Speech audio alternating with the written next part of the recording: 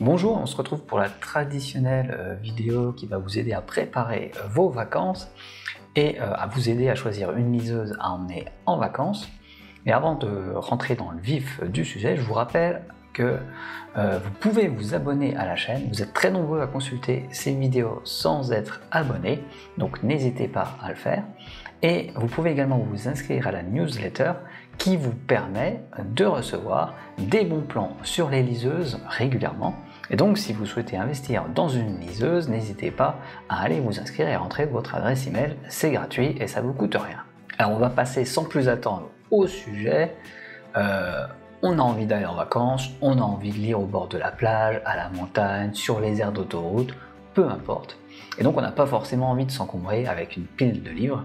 Et c'est pour ça qu'une liseuse, c'est vraiment un outil parfait pour les amoureux, les amoureuses de la lecture pendant les vacances. Alors voici mes petits conseils pour vous aider à bien choisir votre liseuse.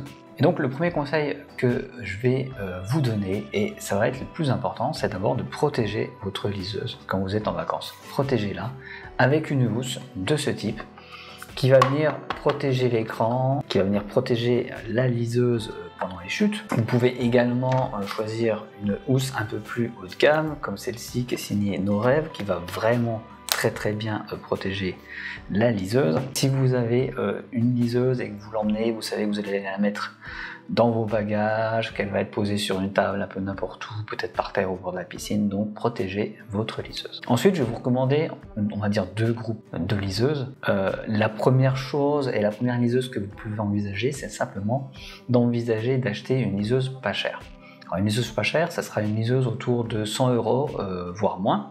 Ça sera une liseuse avec un écran 6 pouces, un peu de ce type. Ici, il y a une Kobo Nia qui coûte environ 100 €, une Kindle à environ 80 €, une Vivlio TouchLux 5 qui est une excellente liseuse, environ également à 100 €.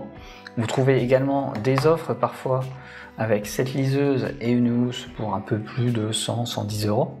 Donc ça, c'est un très bon moyen de débuter la lecture, surtout qu'en achetant une liseuse, vous pouvez vous inscrire sur la librairie qui est intégrée à la liseuse et commencer à télécharger de nombreux livres, y compris des livres gratuits si vous aimez les classiques de la littérature. Donc ça, c'est le premier grand groupe de liseuses que vous pouvez acheter. Voilà, parce que vous avez envie de vous offrir une liseuse pour les vacances, de profiter de la lecture. Maintenant, si vous envisagez un achat de liseuse à plus long terme, avec une liseuse qui soit parfaitement adaptée aux vacances, je vais vous recommander une liseuse étanche. Voilà, je pense que vous avez compris pourquoi. Une liseuse étanche, c'est une liseuse qui sera protégée contre l'eau, évidemment l'eau de la mer, l'eau de la piscine, l'eau des pistolets à eau, mais également une liseuse qui sera protégée du sable et des poussières, et une liseuse que vous pourrez nettoyer. Et pour ça, aujourd'hui, on a deux modèles qui sont les deux meilleurs modèles du moment.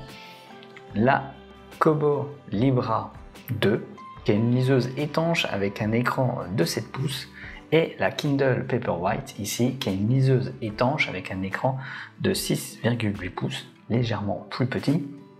La Kindle Paperwhite, c'est la moins chère des deux, mais ma préférence va quand même à la Kobo Libra 2. Je vous rappelle que tous les liens vers les liseuses que je présente ici sont dans la description, donc si vous voulez aller voir les caractéristiques et leur prix, vous pouvez y aller. Et donc, ces liseuses ont l'avantage d'être étanches et donc d'être solides. On peut les laver, en particulier, vous savez, quand on manipule un appareil l'été, on met souvent de la crème solaire dessus, etc.